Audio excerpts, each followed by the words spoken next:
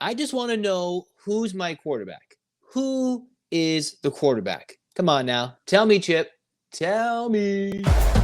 You are Locked On UCLA, your daily podcast on the UCLA Bruins. Part of the Locked On Podcast Network, your team every day.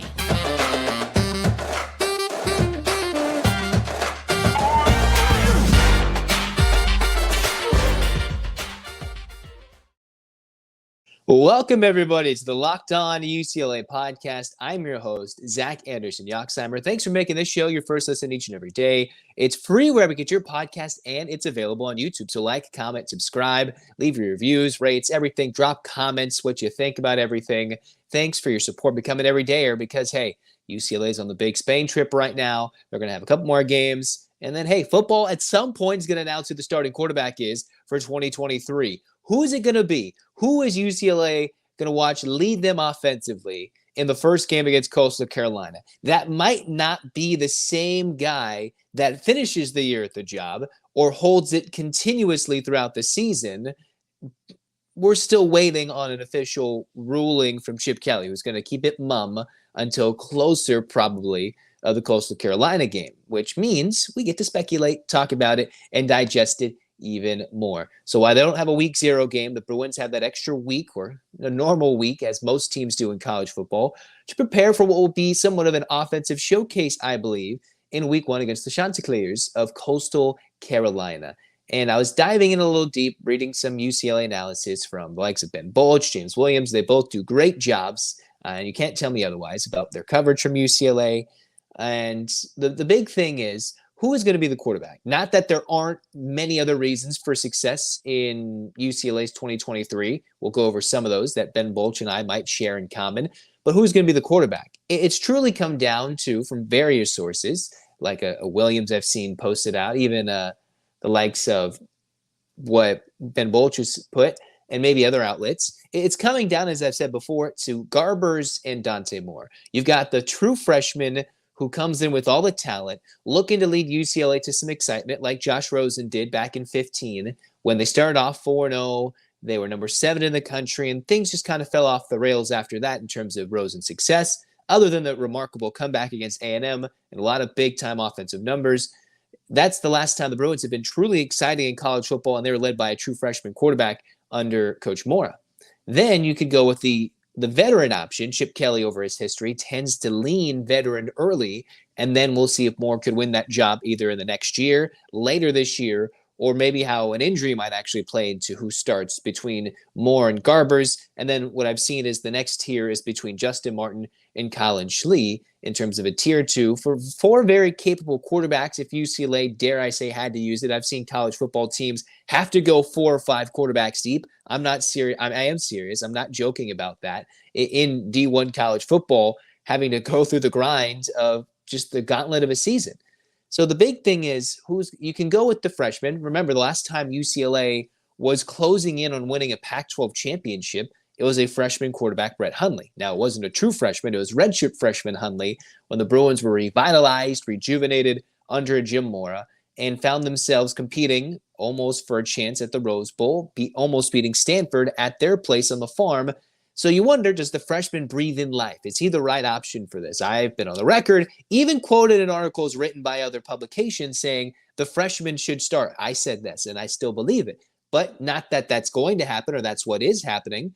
Garbers is the veteran who, especially when you read Bulge, you see the offense. It's largely going to be a successful campaign based on the running backs. Can the Bruins create holes with the offensive line? They're losing 3 starters. Will they have the depth to manage the season? Can they stay healthy? Can they stay a healthy starting unit up front? Create big holes for what is dubbed as apparently hardened steel. I'm reading this from the LA Times, and hardened steel is the TJ Harden, Carson Steele combination that is supposed to electrify the Rose Bowl this season and all the visiting stadiums, where they're going to give some help alongside whoever starts at quarterback. And at some point, Kelly might either have his mind made up. He either still needs to see someone separate over the next week plus prior to the Coastal Carolina game.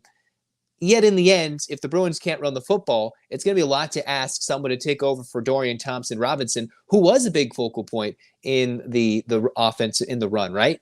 read option, taking off, running, especially later in his career, hurdling defenders, going and blocking.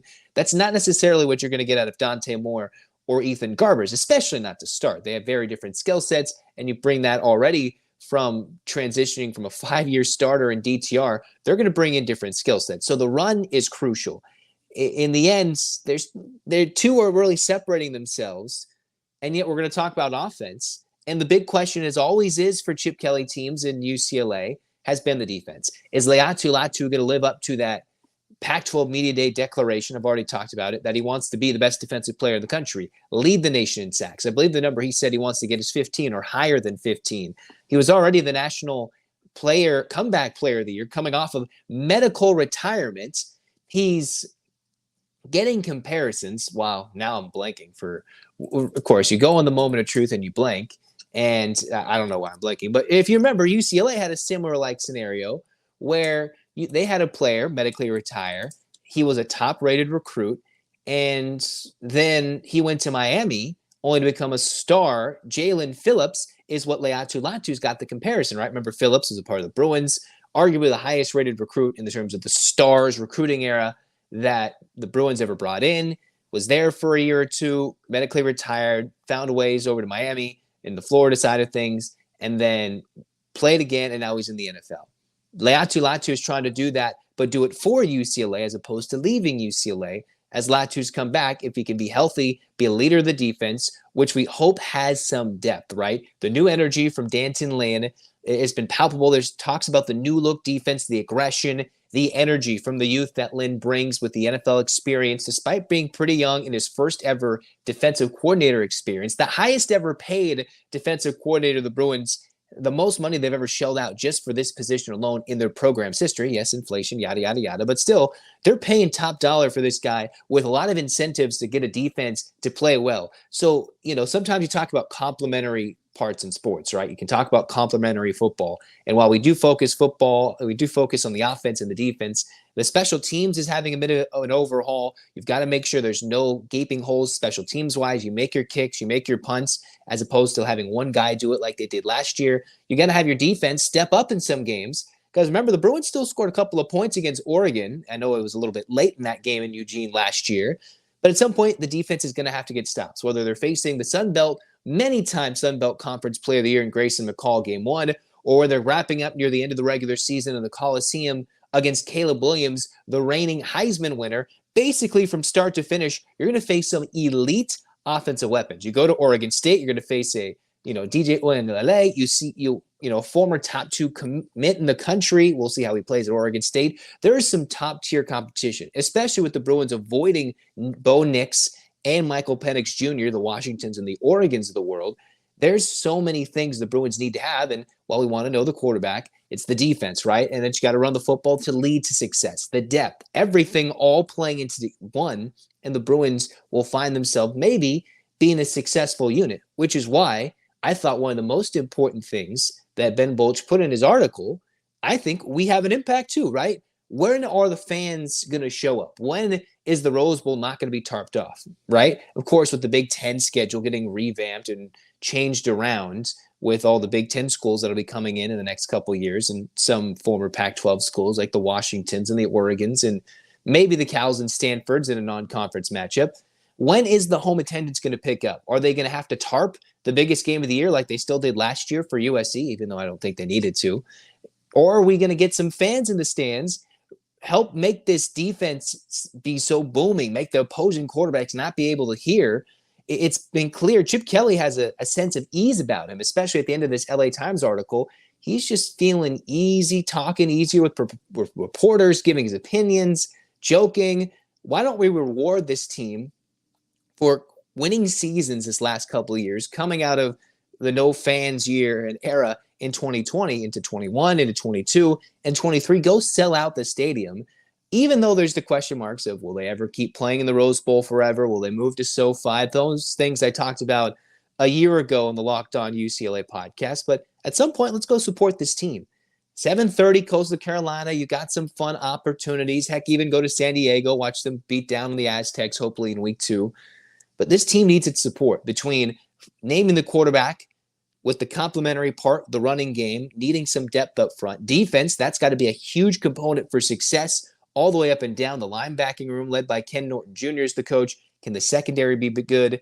Will the special teams unit play well with the new pieces? And most importantly, we've got to show up as fans. I think that's a big thing for success, to bring fans, right? You showed up for the Dante Moore on social media, Dante to LA, Dante to LA, Dante to LA. And all of a sudden, next you know, it permeated, right? It manifested, if you want to use that word. Eventually him coming over, the NIL deals and all that, the glitz and the glamour of UCLA going to the Big Ten and of Westwood probably brought that in. But the fans have to show up too. It's a whole thing that's got to happen for UCLA to be successful as a dark horse candidate in 2023. Another team where we don't know what to think, a lot of changing parts, but an opportunity to send out the Pac-12 conference as we know it with a good cry of Bruin blue and gold reigning supreme as they try to make one last conference championship appearance and win the championship. Can it happen?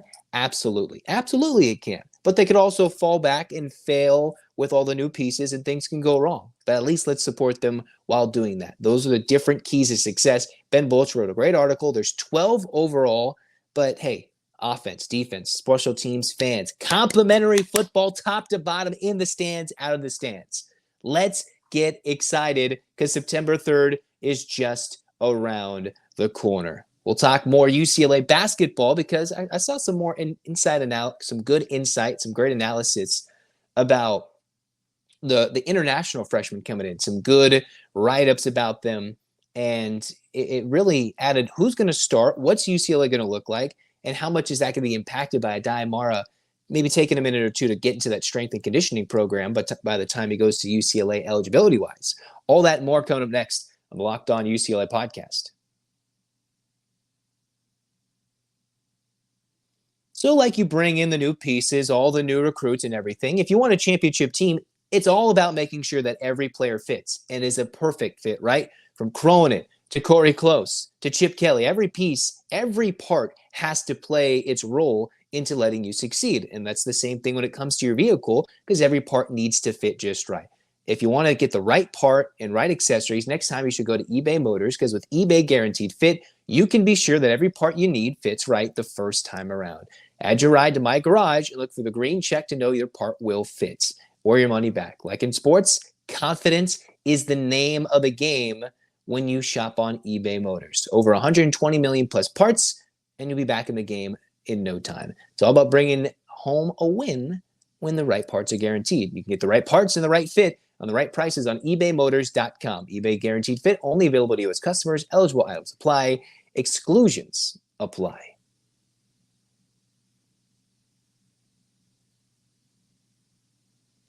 Second segment of the Locked On UCLA podcast, very ranty, very energetic.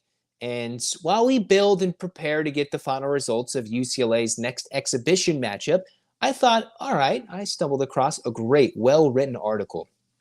Isaac Trotter on 24/7 Sports wrote an idea of what Mick Cronin's going after in terms of players internationally. I think, especially if you've been following the UCLA program over the last few years, especially Mick Cronin back to his Cincinnati days, you know what he wants. He's used this term before, the Bearcat, right? Him and Darren Savino have come up with this term, the Bearcat. The scrappy, defensive, hardworking, tough-nosed. They just get the job done, and they're scrappy, smart, versatile, all different words that either Cronin's used, I've used, mixed with Trotter's words. These are all what he's going, the Bearcat. But the difference, what Cronin's been doing in his recruiting, is not failing to go after the Bearcat. Now he can go after a different type of Bearcat at these 5 stars that he's going and coaching UCLA, but he's going across the country. He's going all over the globe to find these so-called Bearcats, which have come to us in the form of 4 international freshmen. You've got the Sebastian Max, who's already been the leading scorer for UCLA in game 1, right, against the Madrid All-Star, 17 points.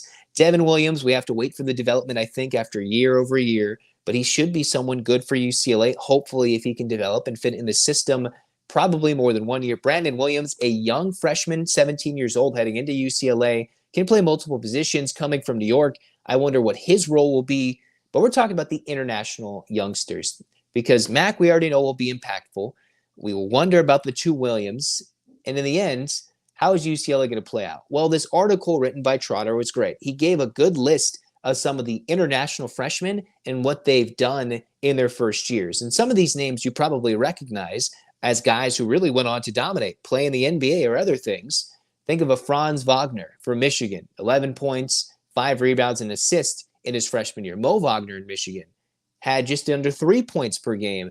Benedict Mathurin, remember that name from Arizona? He averaged just under 11 points per game and under 5 rebounds per game. And then Domantas Sabonis, right? Just under 10 points per game for Gonzaga, 7 rebounds. And then eventually Rui Hachimura, right? A Laker, right? Gonzaga in his freshman year, 2.5 points, a rebound and a half. So while there's a lot of hype, a lot of excitement, a lot of NBA potential ready talent, what's the transition like? Because you got a new transition moving in from across overseas over to UCLA, but is that gap shrinking, right? Is the immediate impact there that Mick Cronin is going to expect with some of these freshmen, the Diarras, the Berke Buyuktuncels? You've got added on Jan Vide and Alan Fible. So quickly, taking about Diarra, the wonder is, especially looking at this article, giving a good deep analysis into Mara, 14 points per game, 14 points, 9 rebounds a game, a couple assists, and a couple of blocks for Spain during the FIBA U18 championship. Some of those numbers about the FIBA tournaments, you'll see a lot of those thrown out for these international guys. Mara was an impactful player. He's been touted as a potential lottery pick, 7'3", 240 pounds, maybe a little taller, maybe a little shorter, who knows. Someone who can really pass the ball. I've talked about this on his lottery ability. He can pass the ball. He is really good down in the post. But the question is, are they going to pull Mara out, guard near the wing, and that's where he can get beat. And that's where this article gets really great from Isaac Trotter, talking about the realistic expectations is if Mara's mobility, right? I've seen some comments about it, some ideas. Does he look slow on tape? Is he quick enough to play a full game? Or is he one of those guys that can be impactful for UCLA that might not have to do it in a starting role? Since Bona is so freakishly athletic, so quick up and down the floor, hustles, that Mara might be a different unicorn, if you will, coming off the bench, or maybe side by side with Bona, and they can be a little interesting. Or is it, as this article mentions, like Purdue did a year plus ago, Travion Williams and then Zach Edey. They had a 50-50 split. Eventually Williams left and Edey got a lot more bulk of the ball and was the national player of the year, right? Then you've got Williams and Edey who did that for Purdue a couple of years ago, and they made it to the Sweet 16, a 3 seed that went back and forth relying on the bigs. So we're going to have to wait and see how Mara plays alongside Bona, or they they can circumvent the idea of Bona getting foul trouble like he did all of 22 and 23. A lot of the times was Bona's inability to stay on the floor, whether the injury at the end of the year, unfortunate, but mostly due to his foul trouble. Mara can be that backup, right? Or be the guy off the bench, along with Nuba, a veteran who we know can play big minutes when asked to. And then Devin Williams, dare I say. So you've got a laundry list of 4 guys that can play the 5 in a variety of roles. Mara, a good passer.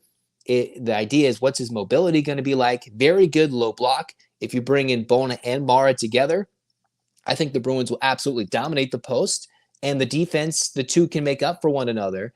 And Mara would be a very interesting passer from the free throw line, good screener. And we'll see how that plays out. He might be on the bench, but he might start, but he'll be very impactful. One of the most unique pieces of the Bruins have got. And then there's Berke, right? This hidden last-second gem. The Bruins almost got him in 2022, and he's averaged about 11.5 points for Turkey, 8 rebounds a game in the FIBA U19 World Cup, helped beat USA in the 3rd place game of that FIBA U19 World Cup, and he's supposed to be, obviously, the comparisons to Jaquez are there, but someone who can probably shoot a little bit better, more athletic, and better off the ball, depends for Buyuktuncel.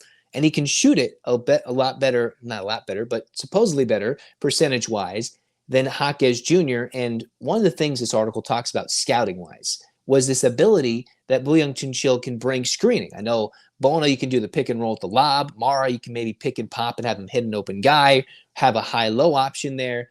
But for Buyuktuncel, if he's a screener, maybe it's a backdoor cut, maybe it's for the point guard, finds an open 3, hits an open teammate, sets up an open shot. He can do it in a variety of roles, which is why it's potential that he could be that starting 4, the 6'9" 4 alongside Bona if Mara starts on the bench, as UCLA tries to figure out their backcourt mixed with their front court, you're probably not going to see Berke, Adai, and Adim all on the floor at the same time. It would be very fun, I think, to see an uber extremely tall lineup. I just don't think that's where we're headed. But Berke Buyuktuncel has impressed in the FIBA playings, in the FIBA games, and in the FIBA World Cup, wherever it's been. And he is someone that UCLA, I think, will like defensively. Didn't get necessarily equated to Jalen Clark, but a good defender, gets his nose in it like Jaime Jaquez Jr., and is a high-level player that could easily start or also come off the bench as the sixth man in the four. Dare I say, if they play him small at the three, that would be ridiculous. But someone who can shoot it and be very good with the lefty, little pick and pop and a shot for Berke. Now you've got the two guards, right? Jan Vide and Alon Fible. Fible's got the love to his defensive intangibles. Cronin's already quoted him and talked about how he's like a Jalen Clark. The difference is this is his freshman year, and he's very young. And while he's got the athletic intangibles, he's 6'6", 200 pounds, he can be as good as Clark. But Clark, remember, really blossomed his junior year. So is Fible going to take 2 years to develop? Is it going to be expectations in year one? Will it take him 2 to 3, maybe 4 years to become that extremely great Jalen Clark stopper as a risk taker defensively, right? Clark single-handedly would change games and lead it to breakout layups. If Fible can get a good jumper, get a good little lay-in, get a good offensive game, you add on the defense, he can be someone extremely, extremely important. He's maybe competing for that 2 or 3 spot, could be somebody off the bench that plays defense, maybe like Clark early in his career, as the expectation is Lazar Stefanovic, who had that 13 rebound double-double in game one. He's got the clamps on the starting three, right? The small four, maybe the 2 spot. He's going to be starting as the shooter, even though he didn't hit a 3 in his first exhibition game. The veteran savvy, he'll get that first shot, which leads you to wonder, can Fible maybe steal a spot, the starting 2 spot, maybe from Jan Vide, right? Vide, who's someone from Slovenia, 6'6", could be a big point guard, probably will sit there backing up Andrews to start, but unless he slips up, he's going to have to fight for time with Sebastian Mack as the 2, as the backup 1. Jan Vide and Fible all might be battling for time, 6'6" bodies, maybe between the 2 and the 3, even though Vide's more of a guard and Fible's more the defender who could play up in size defensively.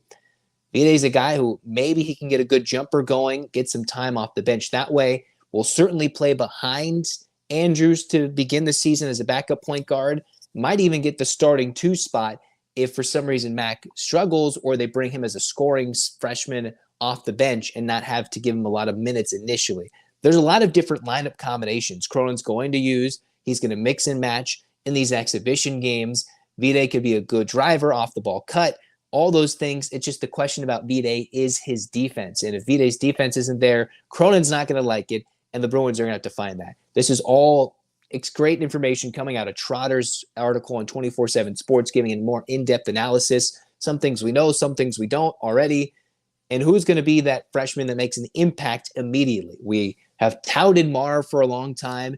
Fible and Vide were the first, and it might be the last one, the hidden gem in Berke that makes the most impact, arguably, as a freshman immediately and might go jump to the draft as an NBA first rounder, even though we don't get to see Mara or Berke or even Bona together on the court in this Spanish exhibition trip for one reason or another. So we get excited, we're hyped, but the Bruins were still waiting, right? The 4 freshmen, Berke's got a lot of hype. Mara, the intangibles are there. Fible and Vide will have to grow, but they have some good high upside talent, which is why we're so excited for this team and have no idea where this team's going to finish in 23 and 24.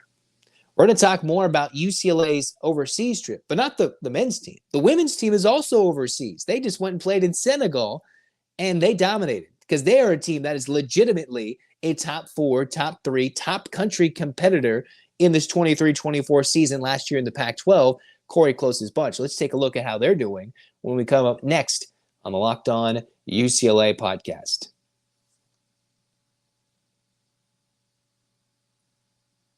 This episode is brought to you by Betterhelp.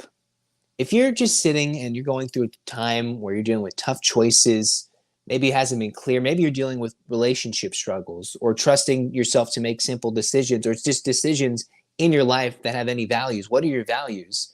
Then, maybe you've had a time like I did earlier this year where I was just uncertain where to go with life. I was as down as I could be and just unable to really get out of bed sometimes. And then all of a sudden, I started going to therapy, taking the necessary steps, and I kind of crawled out of that uncertain time. And while it can still be a struggle, you can go and find those ways by going to therapy. And if you're thinking of starting therapy, give BetterHelp a try. It's entirely online. It's designed to be convenient, flexible, and suited to your schedule. Let therapy be your map with BetterHelp. Visit betterhelp.com/lockedoncollege today to get 10% off your first month. That's BetterHelp, HELP.com/lockedoncollege.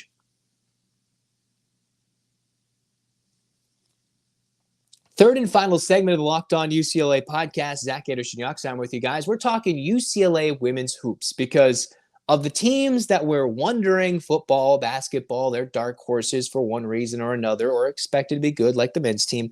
The women's team has legitimate talent. Let's not forget, they brought 2 starters back, Cam Brown, Charisma Osborne. Already a top recruiting class of 22 coming back. They've got the top recruiting class. They got the top recruit from Betts coming over from Stanford, right? All that and more. And the Bruins are on their own overseas trip. Everybody's going on these foreign exhibition trips now that the COVID era is kind of fully out. You've got the youngsters, you've got mixture of older players because of the COVID years, some being used like Charisma Osborne. The Bruins played in a friendly against the Senegal A U25 national team at NBA Academy, Africa. That was on Wednesday, August 23rd. The Bruins won 87-59 in a dominant affair. So they're playing players that could be older than them. I know they got some players who might be a fifth year older. The Bruins have Kenneth Nuba, who's in his 6th year on the men's side. Overall, the Bruins are led by Angela Dugalek, who had 20 points, London Jones with 17, and Kiki Rice had 10 points. And it was Dugalek, if I'm saying her name right, who was 4 of 5 from downtown. They were plus 17 on the glass, including plus 8 with offensive rebounds. And the Bruins scored over 20 points in each of the 4 quarters in this game. Remember, in the men's side, there were still 2 20-minute halves. The women's side, we're playing 4 quarters like we should be. It is what it is. So they dominate. The Bruins were fighting and doing pretty good. In the beginning, it was Dugalek who was the leading scorer, 7 points in the first quarter. Senegal struggled to shoot. They were 4 of 14 from the floor. And there was London Jones, who scored 10 points in the second quarter alone and was just attacking and had 13 points at halftime. In the third quarter, UCLA was outscored in the beginning part, but over the last 7 or so minutes, UCLA goes on a scoring run of 20-5 and found themselves with a Gabby Hawkes couple of triples just dominating against this Senegal team. And the fourth quarter, they outscored Senegal by 7, 21-14. Osborne and Bessoir had a decent night, but the big story was Dugalek hitting the threes, Jones scoring, and Kiki Rice being some key parts, even though Osborne and Bessoir are some of the bigger names of this team in this Bruins summer tour in Africa, going to Senegal and playing these teams. I know we have a lot of hype for the team in Spain for the men's side, but this team is legitimate. They've already released the Pac-12 schedule. They only, I believe, play Stanford once in the regular season, if I remember, have some key non-conference games as well. We got a packed Pauley Pavilion for this team because Corey Close's bunch is as close as it's going to be, especially in her coaching tenure, in her era, in this season, the final year in the Pac-12, to being as good as they can be to win a Pac-12, not a Pac-12 championship, a national championship. I know there's a lot of looks at UConn, the LSUs, and some other good teams across not just the conference in general, but across the country. The Bruins are on this short list for true competitors. They were kind of on that line in 2020, but you bring back your leading scorer. You bring back 2 starters you maybe thought were going to be gone. The youngsters coming in. You bring in a big post. You bringing in players you thought you were missing. And now the Bruins all of a sudden are a team that can be a force to be reckoned with, right? This is an exciting time for UCLA hoops, and we can't wait for Corey Close's bunch to take the floor in the late fall or early winter and truly compete for a national championship. So they're in Africa. Make sure they're okay, and they're dominating too. We'll see and talk more about them as this season rolls on. In the meantime, that's going to do it for Locked On UCLA. I'm Zach Anderson-Yoxsimer saying you should be an everydayer for the Locked On UCLA podcast. When they eventually announce who's the starting quarterback, we'll be there. We'll tell you more about it. Week 1, we're going to get all that knowledge and awesomeness and all the key points and key tidbits. We're going to talk about that throughout the week in the last week of August leading into Labor Day weekend, which leads into the fun times for UCLA against the likes of Coastal Carolina. Men's basketball continues their Spain trip. They're just in the early leg of it. They still got a couple more games to play, to talk about. And eventually, hey, it's just UCLA sports, baby. We're moving to the Big Ten. New life, new stuff, everything here in the Locked On UCLA podcast. Hands up, Bruins fans. 8 clap time, baby. And 1, 2, 3, 4, 5, 6, 7, 8. UCLA. UCLA fight, fight, fight. This has been Locked On UCLA. Go Bruins.